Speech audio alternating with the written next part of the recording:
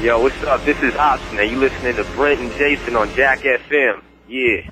Okay, moving on with the show, and just got a call on the studio line, and right now I am joined by Hopsin, a breakout MC that's been building a steady buzz since the release of his first studio album back in 2009, and subsequent release of the album titled Raw just last year. Very glad to have you on, man. Yeah, man, I'm happy to be on as well. Well, right off the bat, I've got sort of a confession to make. I first heard you on Tech's Sixes and Sevens album, and then a few months ago, a random listener emailed us saying we should interview you. So I went and I listened to two of your songs, Nocturnal Rainbows and Ill Mind of Hopsin 4, and I was blown away. With that said, aside from the fact that you've got more dope lines than Charlie Sheen's coffee table, I don't know that much about you. Do you mind giving me a little bit of background? Yeah, I guess the backstory to me that seems to be the most popular is I used to be a special ed in high school, in junior high, and I used to be signed to Ruthless Records, and I was kind of shelved for 3 years on that label, and I overcame it by bashing them to pieces in my rap music and getting popular off of it on YouTube. Yeah, now I'm here. And I sort of read a little bit about that earlier. You went on to found Funk Volume, if I'm not mistaken. Yeah. Funk Volume is the label that I founded in 2007, and I have an artist, well, two artists on it now. One named Swizz and the other one named Dizzy Wright. And I have a business partner on the label as well. His name is Dame, and yeah, all of us just came together and we're pushing Funk Volume to the fullest and trying to create, we're trying to break records with independent labels and trying to, do something that hasn't been done. We're getting pretty big. We're all still just at home. We kind of want to keep it that way for now. Well, I do at least. I think it's fucking dope. Yeah. Can I cuss? My bad. Am I allowed to cuss? You can. We put the uncensored on the internet, so it's all cool. We'll just edit it and throw it on the air too. So yeah, no problem, man. Okay, cool. But yeah, we're just living it up and trying to push our own little movement, not join forces with any of these commercial idiots who promote all the music that we're so against. Right. Well, now, you just wrapped up a series of tour dates ending in Detroit, I think. So what do you got planned next on your agenda? I'm going to be working on my album. I'm going to take a small little break. I'm still going to be doing a couple shows a month, but nothing too serious. I'm not doing any tours until I'm actually done with my album because, yeah, I've been trying to work on my album, for a few months now, and I just haven't been able to because I've been touring so much. And I don't have a tour bus with a studio on it, so when I'm out on the road, I just can't make music at all. Then when I'm home for 2 days, I feel pressured and rushed to make music, so I'm like, I can't usually create.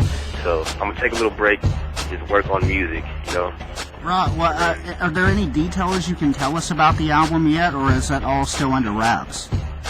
Well, the album is called Knock Madness, and it's going to be me pretty much trying to knock the madness out of the world and try to make them see things the way that I see it, and I want to expose the world to more options in life so they don't feel like they just have to do certain things that they're programmed to do and live a certain way that they have been programmed to live. I want to just open their eyes up and be like, hey, look at all this stuff over here that you can be doing as well. Those are not the only things to do. That's not the only way to have fun.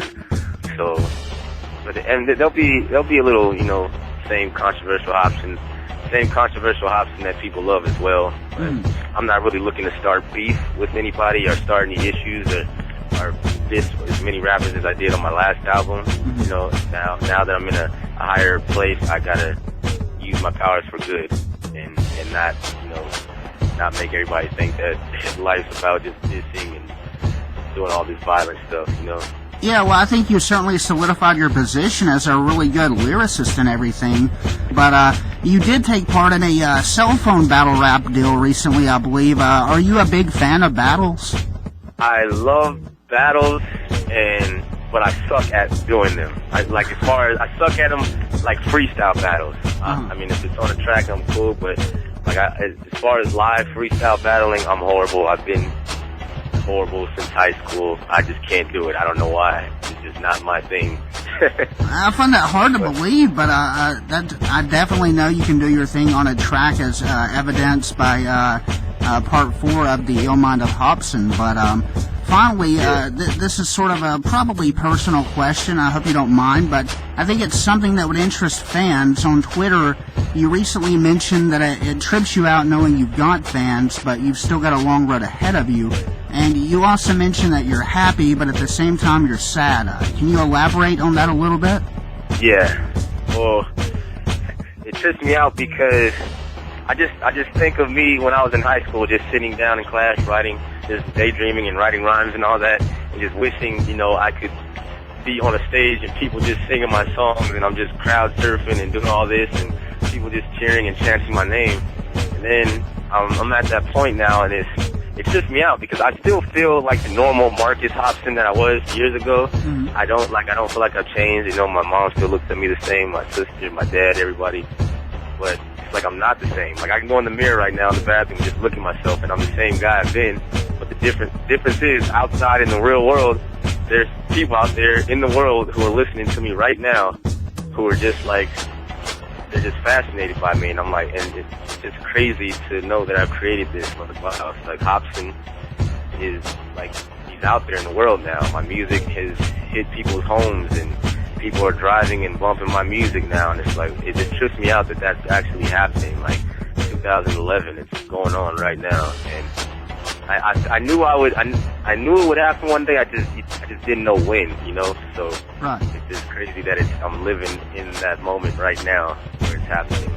And as far as the other question where I said I'm kind of happy but I'm not, it's because I'm happy at my success, but it's not cool to be successful if others around you aren't happy as well. I don't want to be walking and I'm the only one like, my life's so great. And everybody else is like, I'm struggling from bills. I can't get a car. My job did not give me enough hours. This and that. And I'm like, oh my God. And then I see how I meet so many people now, and I really care about people. Like I really care about people. So when I see how messed up their lives are, I see them as a whole, and I know what the bigger cause is. And it's not really them being lazy. Entertainment has a lot to do with everything. Like I personally think like entertainment damn near controls the world, and that's why that's why I feel like the higher power people, they filter the entertainment to what they want only, so people can only think certain things. And I can see how people act and what they follow, and I know exactly where they get it from. And it kind of hurts me to know that everybody's kind of doing bad right now, and their mind is in the wrong place, because I want everybody to be happy. I want everybody to know what it feels like to find love. I want everybody to smile, and everybody's not doing that. And I see a lot of young people go to my shows, and it hurts me to see them stuck in this zone that I know they won't be able to get out of. And I could personally I couldn't do it to everybody, but if I hung out with one of them individually for a little while, I could probably open their mind up and make them see better. But I can't do that with everybody, And it kind of, at least not right now. Through my music, I'd have to. That's why I say on my next album, Knock Madness, I want to knock the madness out of people's minds now that I have their attention. But sometimes I just want to chill with somebody and just help them out, and I can't.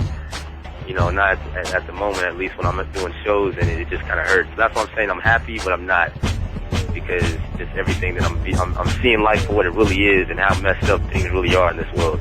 It's certainly admirable that you're still keeping your feet on the ground, even though your career is starting to skyrocket. And before we wrap it up, do you mind running down where everyone can go for more on you and the rest of the label? You can look up my label, Funk Volume, on Facebook. Facebook.com/Funk Volume. That's FUNKVOLUME. You can also look me up, Hopsin. I'm on Facebook. You can also type in Hopsin on YouTube. Go to our website, myfunkvolume.com. That will give you all the info on all of our artists and everything. And from there, you'll just branch out into finding things that you didn't know existed. And yeah, those are pretty much the main sources that you need. Well, it's certainly good to talk to you, and I'm definitely looking forward to Knock Madness as a new fan and everything Funk Volume, and I'm hoping we can chat sometime again in the near future. Oh, definitely, man. I appreciate you taking the time out to interview me. It means a lot.